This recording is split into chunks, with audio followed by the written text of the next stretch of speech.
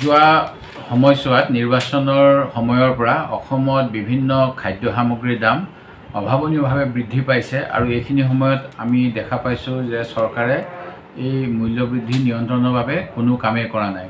আমাৰ মন্ত্ৰী ডাঙৰীয়াই কয় যে তেখেতে অকল নিমখৰ ক্ষেত্ৰতহে হস্তক্ষেপ কৰিব পাৰে, কিন্তু প্ৰকৃততে আমাৰ ৰাজ্যত যি উপভোক্তা সুৰক্ষা আইন আছে এই আইনখনো সঠিকভাৱে প্ৰৱৰ্তন কৰা হোৱা নাই, যাৰ ফলত অসাধু ব্যৱসায়ীসকলে বিভিন্ন সময়ত আইনৰ সুৰুঙা লৈ মূল্য বৃদ্ধি কৰে খাদ্যবস্তুৰ। বিশেষকৈ আমি দেখা পাইছোঁ যে এই নিৰ্বাচনৰ সময়ছোৱাতে এসপ্তাহৰ ভিতৰত আলু, পিঁয়াজ বা কণী, মাংস আদি বিভিন্ন সামগ্ৰীৰ দাম অত্যাধিক বৃদ্ধি পাইছে আৰু ইয়াৰ ভিতৰত প্ৰকৃততে যি অত্যাৱশ্যকীয় প্ৰয়োজনীয় সামগ্ৰী 22 বিধমান সামগ্ৰী আছে, এইখিনি ক্ষেত্ৰতো অসম আৰু উত্তৰ পূৰ্বাঞ্চলৰ বাহিৰৰ অন্য ৰাজ্যৰ তুলনাত অসমত মূল্য যথেষ্ট বেছি যদিও চৰকাৰে এইসমূহ ৰোধ কৰাৰ বাবে কোনো ধৰণৰ ব্যৱস্থা লোৱা নাই।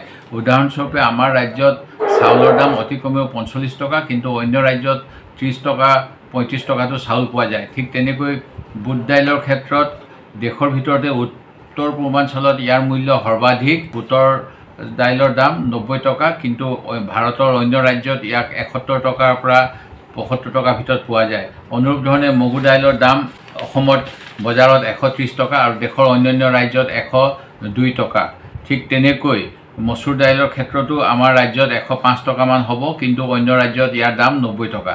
মিঠাতেলৰ মূল্য ঠিক তেনেকৈ আমি দেখা পাইছোঁ যে অসমত 180 টকাৰ তলত ভাল মিঠাতেল পোৱা নাযায়, কিন্তু ভাৰতৰ অন্য ৰাজ্যত 145 টকা 150 টকাত মিঠাতেল পোৱা যায়।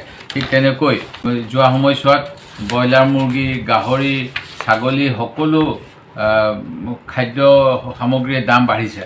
আৰু আটাইতকৈ আচৰিত কথা যে চাহৰ ক্ষেত্ৰতো অসমত যি খোলা চাহ বিক্ৰী কৰা হয়, এই খোলা চাহৰ মূল্য ভাৰতৰ অন্য ৰাজ্যৰ তুলনাত যথেষ্ট বেছি। উত্তৰ পূৰ্বাঞ্চলৰ খাদ্যবস্তুৰ মূল্য বৃদ্ধি এই বিষয়ে চৰকাৰ সম্পূৰ্ণ অৱগত আৰু সেই গতিকে সামগ্ৰীৰ মূল্য বৃদ্ধিৰ ক্ষেত্ৰত এটা মূল্য স্থিৰকৰণ কৰা হ'ব বুলি বাজেটত মুখ্যমন্ত্ৰীয়ে ঘোষণা কৰিছিল। মোৰ যিমান দূৰ মনত পৰে প্ৰায় 200 কোটি টকা তেখেতসকলে ধাৰ্য কৰিছিল বাজেটত ৰাইজৰ কৰ কাটলৰ পৰা সংগ্ৰহ কৰা ধন এই সুলভ মূল্যত সামগ্ৰী কিনি যাতে সুলভ মূল্যৰ দোকানৰ যোগেদি দিব পৰা যায় তাৰ বাবে চৰকাৰে ব্যৱস্থা গ্ৰহণ কৰিম বুলি কৈছিল। আৰু 2019-20 চনতেই ৰাজ্য চৰকাৰৰ অংশ হিচাপে 50 কোটি টকা আৰু কেন্দ্ৰ চৰকাৰৰ অংশ হিচাপে 75 কোটি টকা অসম চৰকাৰৰ খাদ্য নিগমত কৰ্পাছ হিচাপে ধৰা হৈছিল। তাৰ পৰৱৰ্তী সময়তো ধৰা হৈছিল, কিন্তু এতিয়ালৈকে আলু, পিঁয়াজ বা মাহজাতীয় শস্যৰ মূল্য স্থিৰীকৰণৰ বাবে এই যি পুঁজি, এই পুঁজি এপইচাও বজাৰত হস্তক্ষেপ কৰিবলৈ অসম চৰকাৰে ব্যৱহাৰ কৰা নাই, যিটো অতি দুৰ্ভাগ্যজনক। অনুৰূপ ধৰণে আমাৰ অসমত উৎপাদন হোৱা বিভিন্ন সামগ্ৰী ষ্টৰেজৰ অভাৱত গেলি পচি যায় আৰু কৃষকে ভাল তাৰ উচিত মূল্য নাপায়।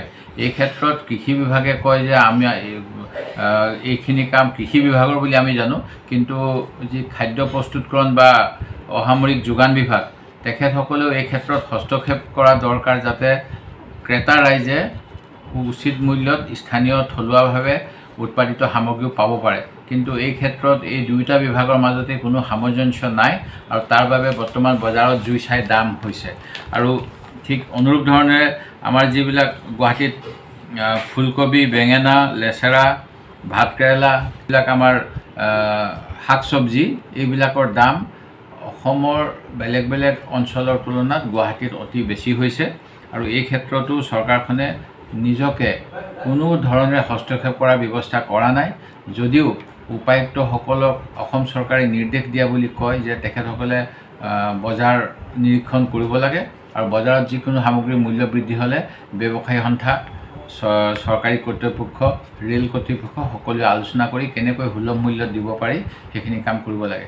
কিন্তু দুৰ্ভাগ্যজনকভাৱে নিৰ্বাচনী প্ৰচাৰত ব্যস্ত থকা অসমৰ মুখ্যমন্ত্ৰী বা অন্যান্য মন্ত্ৰীসকলে ডাঙৰ বিভাগ থকা স্বত্বেও additional chief secretary, additional secretary, commissioner প্ৰতি জিলাতেই joint director food and civil supplies বা প্ৰতি মহকুমাতে ইনস্পেক্টৰ সুপাৰিনটেণ্ডেণ্ট থকাৰ পিছতো মূল্য স্থিৰকৰণৰ বাবে বা বজাৰত মূল্য বৃদ্ধি ৰোধ কৰাৰ বাবে কোনো পদক্ষেপ লোৱা দেখা নাই আৰু ইয়া দুৰ্ভাগ্যজনক। সেই গতিকে চৰকাৰৰ ওচৰত মই দাবী জনাওঁ যে তেখেতসকলে কেনেকৈ ৰাইজক সকাহ দিব পাৰি তাৰ বাবে যাৱতীয় ব্যৱস্থা গ্ৰহণ কৰক।